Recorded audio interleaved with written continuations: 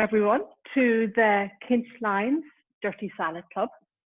My name is Niamh Gaffney. As you can see and guess, I'm not an IT expert, but I do work with Kinch Lines as an executive coach and facilitator. And my primary area of focus is change management, and in particular the concept of recovery coaching or the development of a life after change. So we're together this morning for about 45 minutes or so. And in that time, we get to poke around in the notion of resilience and figure out how we can improve our lot a little when it comes to this crazy world we're living in right now. I know people are joining slowly, but I might just crack on anyway. Yeah, I think I'll crack on because this is the kind of thing we can get stuck into. So if I'm doing my job correctly today, what we will talk about is just, I suppose, the toolbox itself, what we need, what changes and what we need to deal with it. We'll fast forward to the ending. We might as well see why we're bothering with any of this. We'll come back then from the future and look at where we're at now before getting stuck into the hard work. And if I've timed it right, we'll have a little peek at the reward. So it's a lot. And as they say on all my daughter's YouTube videos, let's get started. So we have a really funny relationship with the notion of change. We see it as like the big things, the COVID-19s, the bereavements, job losses, marriage, turning 13 or starting school. And because we notice those big things, we have a really strong emotional attachment to them, or emotional reaction to them even. Either we strive for them, as in like, I can't wait till I'm a teenager, or we fear them, like, what if I lose my job? And we often perceive them as happening to us and being put on us, and therefore they're like totally outside of our control. So when something really difficult does happen, like it's absolutely natural for us to wish then that it didn't happen, or to wish for a time before it happened when things were normal, where nothing changed, when you knew exactly where you stood and where you were comfortable, like nothing like the devil, you know. We want to go back to normal. And like even now, I'm sure I'm not the only one that finds themselves repeating this over and over like a mantra. It's like, oh, when things go back to normal, I won't have to queue in the shops. Or it becomes a comforter in its own right, like a target for where we're headed. We are absolutely clear on what we want. We want things to be exactly the way they were before. The problem is that we don't notice the small changes, the ones that happen slowly. Like one day we noticed the grey roots and the wrinkles, but they were there the day before we noticed them, and probably the day before that. They've been growing there for years. So it begs the question, where actually do we want to go back to? Like, where is this static point where normal exists? You're quite simply not the same person that you were at Christmas time when you'd barely heard of COVID-19. Each day has given you the experiences that move you further and further away from where that normal was.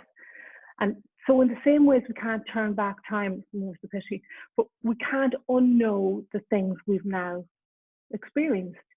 Like we can't unexperience the horror of seeing those mass graves in New York, or oh, look, we can't even wash our hands anymore without automatically singing happy birthday.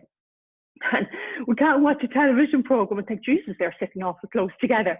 We've changed at a deep level in thousands of tiny ways.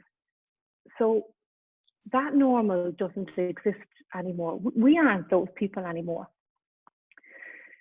Heraclitus described that you can't step into the same river twice because it's not the same river and you're not the same person. And the reality is that change happens constantly in the tiny ways, and we change constantly. So even if it were possible to go back to that space and time, we wouldn't fit there anymore. Like our shape has changed. And if you're like me, like I mean that literally as well as figuratively. So then the question becomes, like, how do we navigate change, and difficult change in particular, if we're constantly in a battle against like a moving target almost? So this is where resilience comes in. We all have a capability for resilience, and I Julie spoke at length a couple of weeks ago. There's a lovely phrase that some of you might have noticed on social media posts and memes and things like that, where you never know just how strong you are until strong is the only choice or the only option you have. And the same is true of resilience. But there's often quite a big gap between how resilient we think we are and how resilient we actually are. And a lot of that depends on what we mean when we talk about our resilience. So look, we can't use any tool without knowing clearly what it's for and what it can do for us. So it's important that we look at what this word means for us. There are thousands and thousands of definitions for resilience. Here are 4 different definitions that I've come across. The differences in them are tiny, but the words do make a difference. So the first 3 definitions there assume that the original state is reattainable. But in the same way as the notion of going back to normal, if we set reattaining the original state as our goal, we're setting ourselves up for failure. We can't go back to normal. We're not the same. The world isn't the same. So if we set this as our challenge to bounce back, we're doomed to fail. And that task is futile then, and it becomes a source of stress in its own right. We use that to beat ourselves up. How am I not getting past this? Why am I still stuck here? I thought I was resilient. I thought I was strong. So our first step in managing change is to make sure that we have the right tools and to keep them as sharp as we can. I like the 4th definition because it describes a process, like a journey, if you like, but something that you're always working towards. And so this is a tool that I'd like to have in my toolkit. I can measure against it. I can thrive using this as a guide. So I'm going to break everybody into the rooms. I'll keep my fingers crossed on this. So I'd like you to discuss what your definition of resilience is and how maybe it might be tweaked to work better for you. So we'll have 5 minutes, and I appreciate it's not a lot of time, but it's just to start the ball rolling, to make sure that we're using the right measures for what it was we need. So bear with me 2 seconds. I'm going to split you into, we'll do 3 rooms. Yeah, we'll do 3 rooms.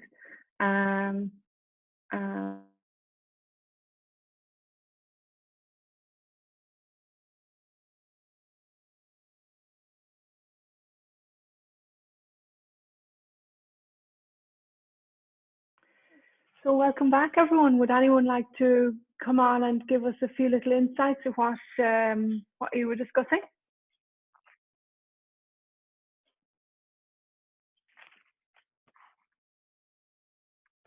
I think in our group, people were talking about it being a process, and I think it resonated very much with us that nothing's going to be the same and that it's a seesaw. We're going to have ups and downs, and that's inevitable. I love it. Okay, thank you. Any more insights or learnings? Hi, Niamh.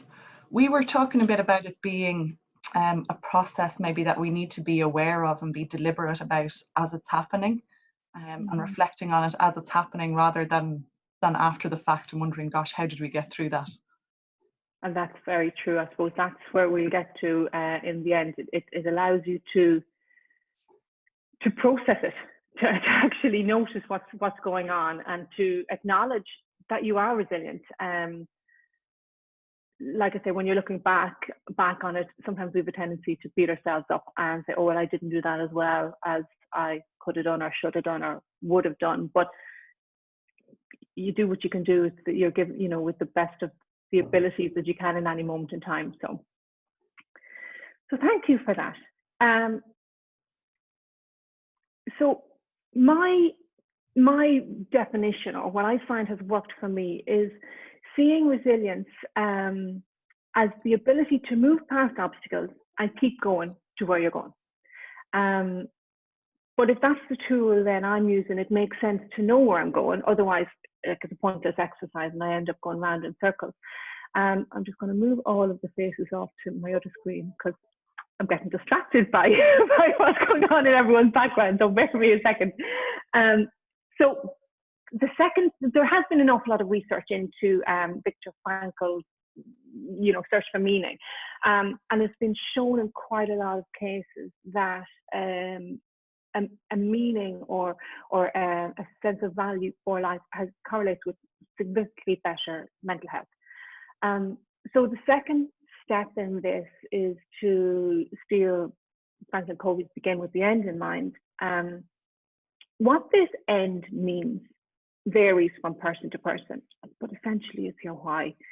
As coaches and psychologists and HR professionals, most of us will be familiar with the notion of values or purpose, but perhaps you haven't thought about this in a while. And given, that we're always changing anyway, it makes sense to tap into this and notice it from time to time and look at, maybe even update the operating system if that's what needs to be done. Knowing what really matters to you is an absolutely brilliant way of getting focus, no matter what the situation or no matter what difficulty you're dealing with. And I mean that from the biggest, most difficult scenarios to the everyday challenges, such as the juggling we're doing, the homeschooling, this, that, and the other, and the kids whinging.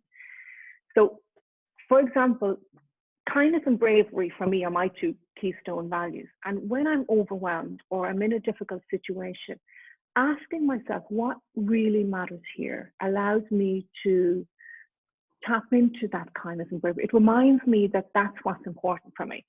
And this allows me to think about how I can be kind and or brave in that situation.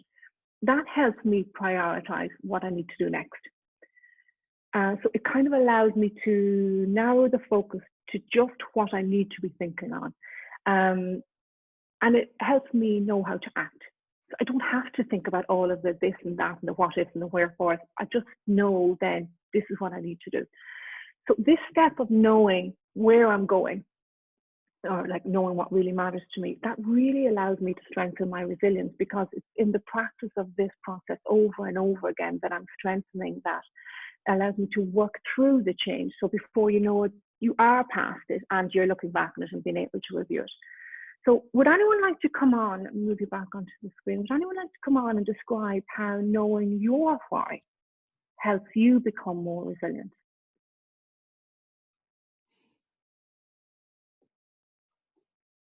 A lot of heads going down saying, I don't know my values, don't look at me. That's okay.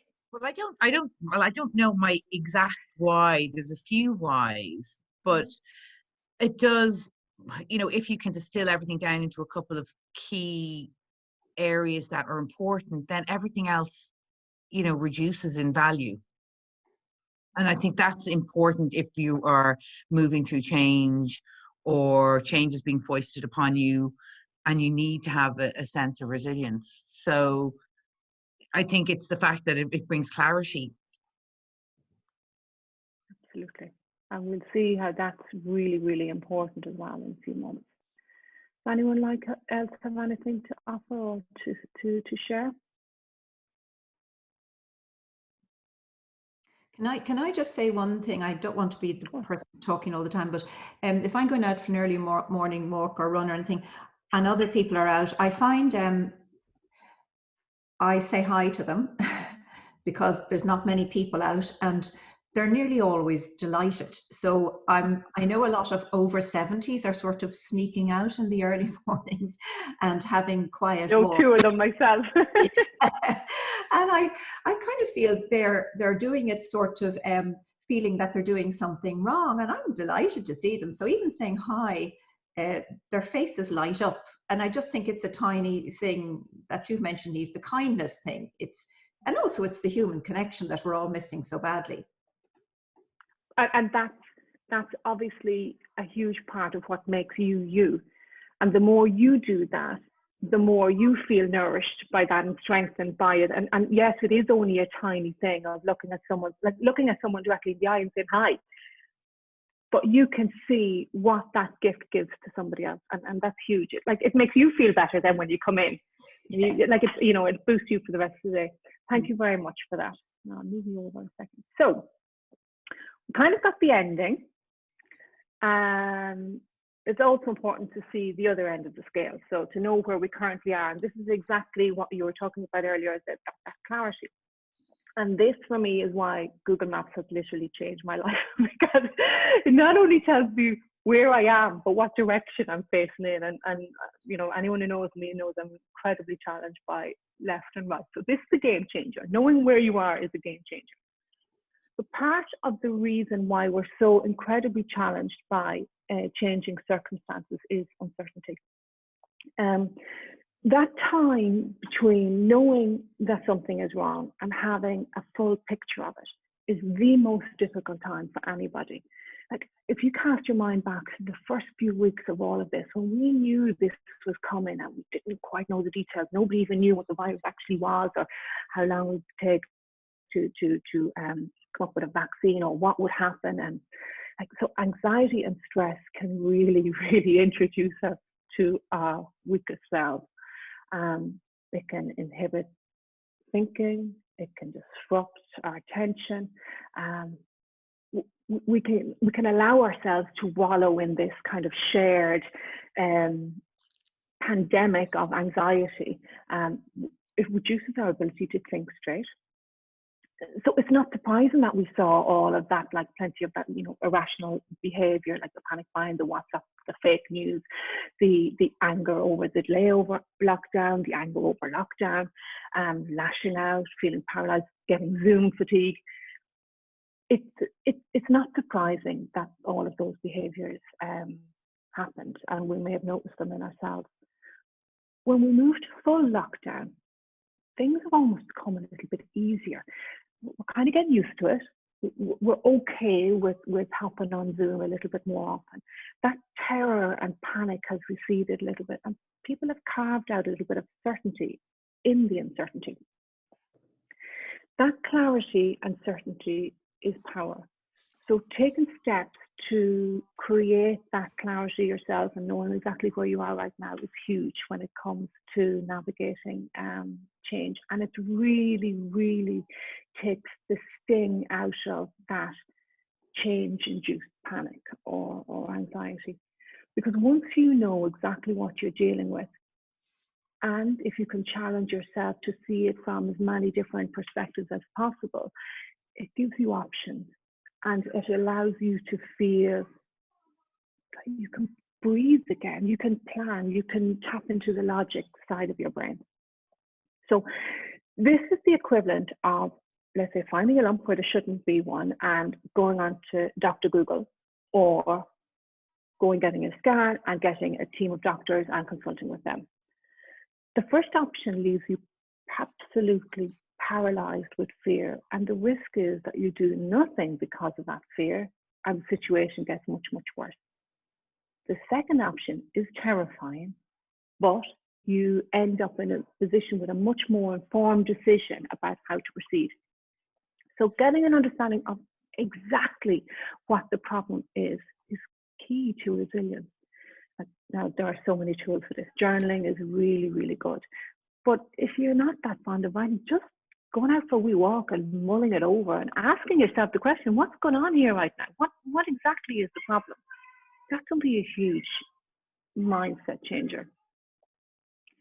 So when a big unexpected change happens, we often feel that choice has been taken away from us, that the thing has happened to us and we had no choice in the matter. And certainly none of us would ever have chosen this COVID-19 situation.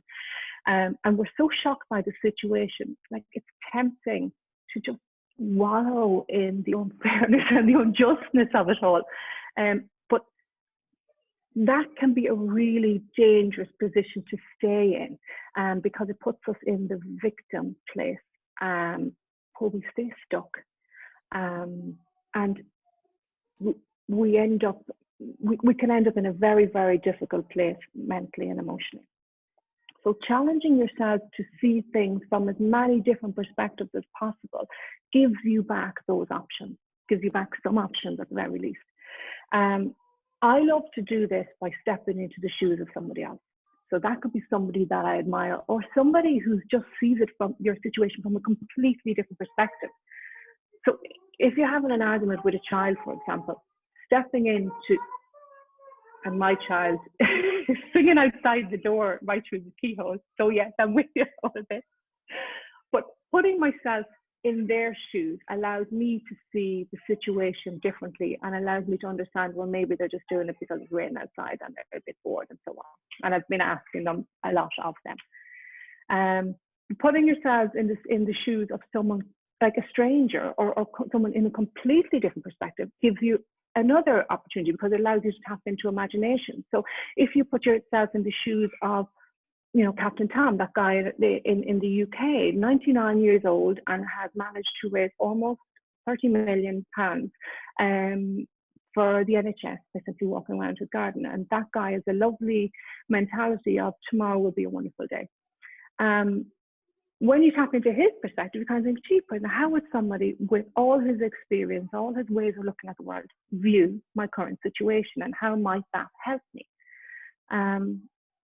A third way of doing it is to imagine you've already lived it. So in 20 years' time, when, you know, your grown-up kids are maybe even telling their kids about it, how will you be? How would you like to respond to it? Like, what story do you want to be able to say then? That allows you options, and it starts to tap into that imagination side of your brain and out of the automatic emotional brain, and it puts you back in control. So look, I know I'm preaching to the converted here, so I'm going to ask you to break out again and share a little bit of the wisdom that you guys have. And how do you create clarity when things are uncertain for you? We'll come back in 5 minutes, and I am really looking forward to hearing your thoughts. Off you go.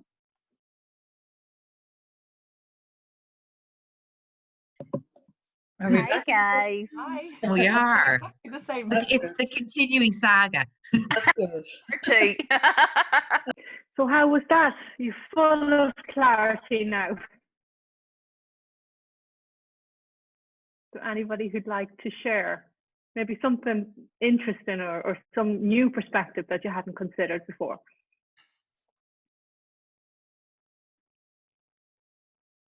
We just had a mixture of different things. Some people, you know, the normal ones, you go out and you do your little bit of exercise, and instead of getting overwhelmed, we kind of distract ourselves to go back into the moment, which kind of helps the flow if you don't allow yourself to go into that place of anxiety and being overwhelmed. So we just had pen and paper. Writing stuff down was a great form of clarity as well. That was mainly the normal things like nature then, and walking and jogging and all that type of stuff was what we find helps us to gain clarity. Oh yeah, and sorry, focus on what you can control. Somebody mentioned as well. Yeah. I think you might be peeking ahead on my slides, but yeah. Yeah, exactly. That was it. So that was the main summary of what we came up with. Perfect. Anyone else like to offer anything?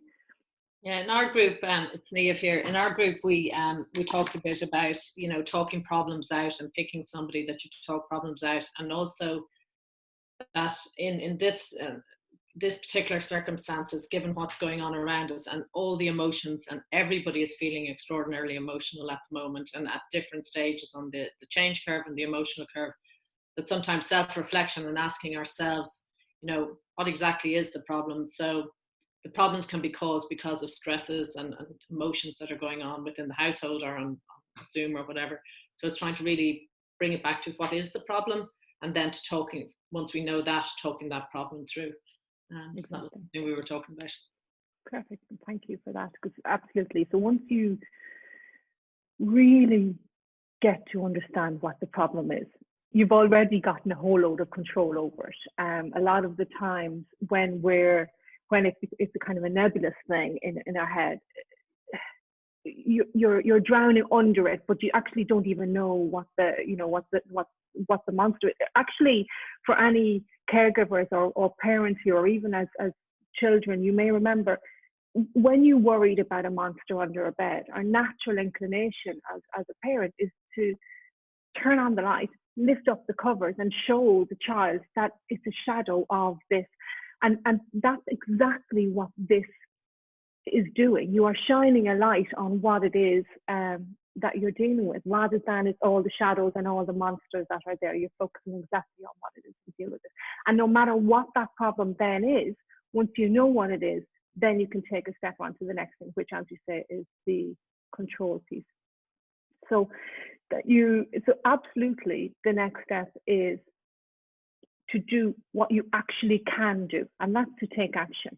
But there is a big caveat to that, because when change happens, like we often lose that sense of control over the situation, and that's normal.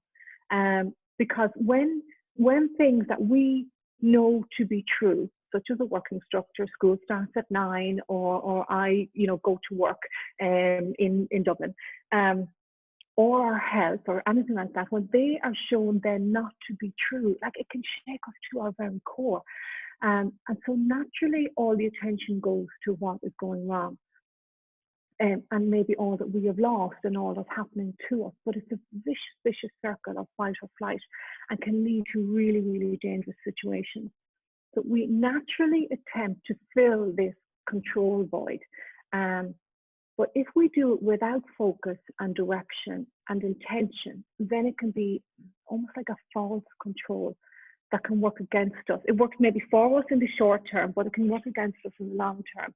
And that includes things like the self-medication with alcohol and drugs, emotional eating, binging on Netflix, subscribing to panic on social media feeds and things like that. Or even things like hoarding or repeating old habits that don't do the job that they once did, but they give us a strange sense of safety. So what we need to do is focus on that circle of influence, noticing what you can do, and that's what moves you from the mindset of being a victim, where this is all happening to you, to someone who is taking action, someone who's in control. And that's when things really do change, but your direction this time.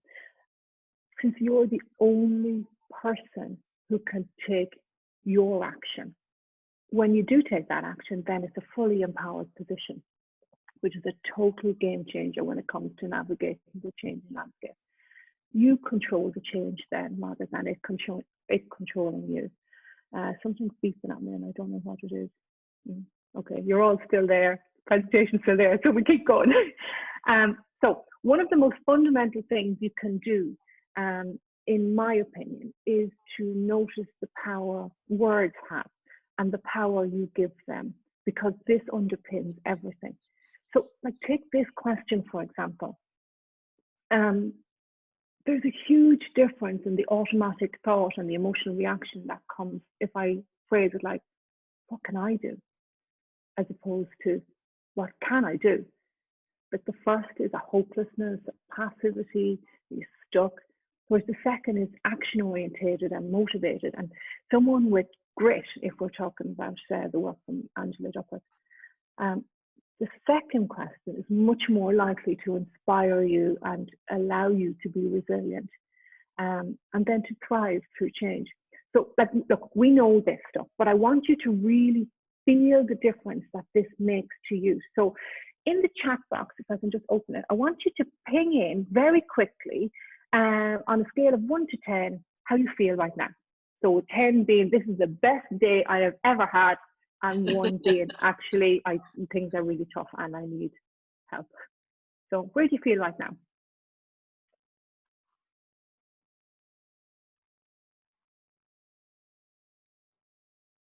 That's a 6, 7, 8, brilliant. Okay, so I want you to read this piece of work. Read it, and as you read it, I want you to notice the change in your rating. So put it back in the chat box then if you've kind of improved, if your mood has improved, put in a +1, +2, +5, or if it's minuses for deterioration.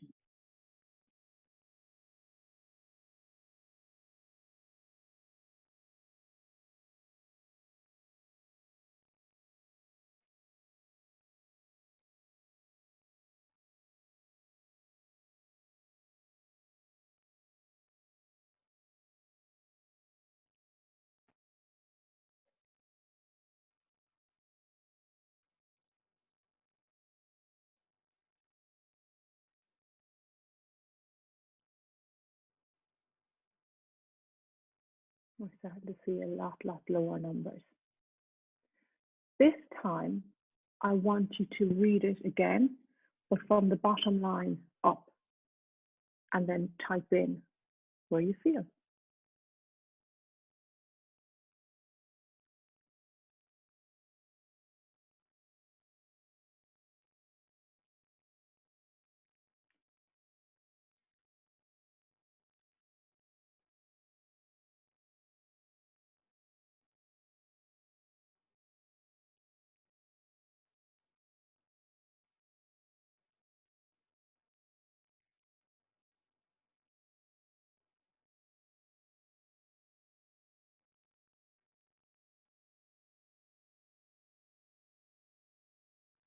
Numbers have gone right back up and possibly even higher than you were in the first place. You guys have had no emotional attachment to these words. They don't mean anything to you, and yet you've experienced just in that short time a huge emotional shift. So make no bones about it. The words that you hear and that you absorb are having a huge emotional impact on you. Where am I going with this? So the thing is that we're kind of like Teflon when it comes to good words, but we really stick with the bad words. In fact, you probably are still reading this, going back over it again, and kind of getting caught on the heavy stuff. But that's natural. We're supposed to be like that. We've built like that, and it has kept us safe until now. And look at this, why EastEnders works. But it does mean that we have to work 2, 3, 4 times as hard to make sure that we're as protected against, against stuff that isn't ours to take. There are enough difficult circumstances in the world for us to go through. We absolutely don't need to be adding to them by overexposure to this kind of stuff. So it is our responsibility, our duty, to do the things we can do in terms of our exposure, make changes to social media feeds, mute the WhatsApp groups that are toxic, maybe delete the app, maybe become less toxic ourselves. The words we absorb and the words we repeat to ourselves and others are absolutely having an impact on your mental and emotional state, which impacts everyone around you, and it impacts how you see things. And this plays strongly into the mindset you have, impacting resilience levels and the ability to navigate change. So getting control over our words and phrases is fundamental. Now, I'm conscious of the time. So what I would like you to do as homework, if you like, is just to notice the words you're using and choose words that work for you. One of the things I'm working on is saying, I'm good, as opposed to saying, I'm not bad, which is a negative way of saying a positive thing. It's like, but it's the way we do it. Another thing I love is using, I choose to, rather than I have to. And I've seen one on social media, like, I'm not stuck at home, I'm safe at home. It changes how we view things, and it allows us then to step into a position of control. So please have a think and share on LinkedIn and all of our in all of our networks and things, all of those phrases, all of those words that empower you, that allow us to feel good, and that are the word equivalent of saying hi to that person who's out in the street. There are also many other things that you can do. So these 3 words and what else are the words that strike fear into clients when they hear them in a coaching call, because it pushes us, you know, to stick with it when things are hard. There is always something that we can do. And when you're stuck and you can't figure your way out of a difficult situation, even writing down a list of, and challenging yourself to write 25, 30 things that you can do to make things a little bit better for yourself. That act of writing is the first thing that you're already doing. The action is already taking place. But it also allows you to push past the thing, oh, I can't think of what to do. Because you're taking action, you've started, and that's already half the battle. And as you know, it's a lot easier to keep a moving object going than to start in the first place. So the key to all of this, the hard work in all of this, is the action, that thing that you can do. Nobody has ever plowed a field by thinking it over in their mind. And action creates confidence. It focuses your attention. It engages the prefrontal cortex. It gives you a real sense of being in control, which reduces the anxiety and allows you to step into a more empowered, resilient position. At any time, no matter what, there are 3 things that can go on your list, and that is gratitude, smiling at people, and moving. And each of these are so powerful because, like, they set off a little kind of a happy party in your head with all of the endorphins and dopamine and serotonin and everything else that is released. This stuff works. And if you are choosing not to use it and choosing to stay in the victim place, well, that's on you. And I suppose my view is you don't get to complain if you can do these things and you are choosing not to do them. Because it doesn't matter how difficult a place is or how difficult a situation is, the only person who can actually get you out of that is you. You can ask for support to do that, but in the end, it's on you. It's on all of us. But there is a reward in it if we stick with it. And that is that ability to be able to take something from a difficult experience and to take only what you want, if you like, from a difficult experience, rather than having to take that emotional baggage and all of that goes with it, the bitterness sometimes, and the feeling of injustice and hard done by. If you can really practice that resilience piece, you get to grow through these experiences. I don't know if people are familiar with that.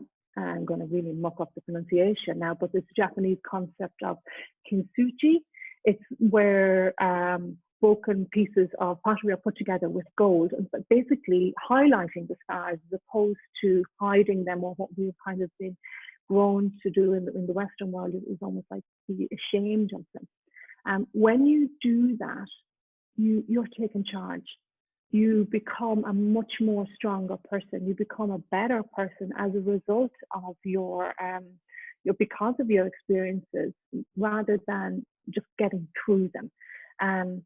You start to see then difficulties as being like interesting and challenging, rather than debilitating and tragic. And you begin once again to live, no matter what you're living through. Living then is change's reward. So very finally, I was going to break you into rooms, but I think we're a bit stuck for time. So I'd love you just to put into the chat box one thing you have learned, or one positive thing about yourself that you've come to respect as a result of this COVID-19 experience. How have you grown? How has life rewarded you through this experience?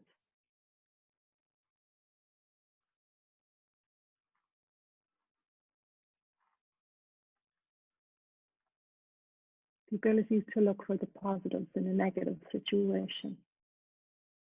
Absolutely, Tanya.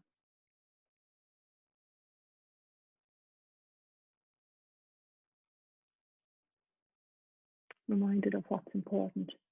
Patience, seeing opportunities, more flexible than I thought. Realize how much I have and how little I actually need. The power of acceptance. That's huge. And that is a difficult lesson to learn, but it's so worthwhile. Health. Right. Learned how to use technology to continue to work. I'm seeing so many opportunities. Absolutely. I've learned what I need is this proverbial me time. I'm stronger than I thought. Absolutely. And I suppose when you start to be able to model acceptance for others, when you start to realize your own learnings, then it has been good for you. You get to use that story then and tell that story to your grandkids and whoever else you want to share it with. Take an action and put myself out on social media through my relationship videos. And that then has obviously improved who you are and where you want to take yourself, Jenna. The value of my optimistic outlook and my embracing opportunities. Wonderful. So next week, we have the lovely Alan Lyons again, the wonderful and original Dirty Salad Clubber. And he invites you to bench press your remote coaching muscle. He's going to bring you together to experience and share coaching tools which work best during these unpredictable times like now. So tune in next week at 11, that's the 6th of May, and see which ones emerge. Before I leave, I just want to share some links with you in case you or anyone you love needs them. I think these slides will be shared on LinkedIn after this call and a recording. So please share these with anybody who does need them. And if you have any questions or anything you'd like to share, or if there's anything I can help you with, please do get in touch. You'll find me on LinkedIn and also at niamh@kinchlines.ie. And I really thank you all so much for your time and your vulnerability and your openness. And I look forward to meeting you all in real life at some point in the near future.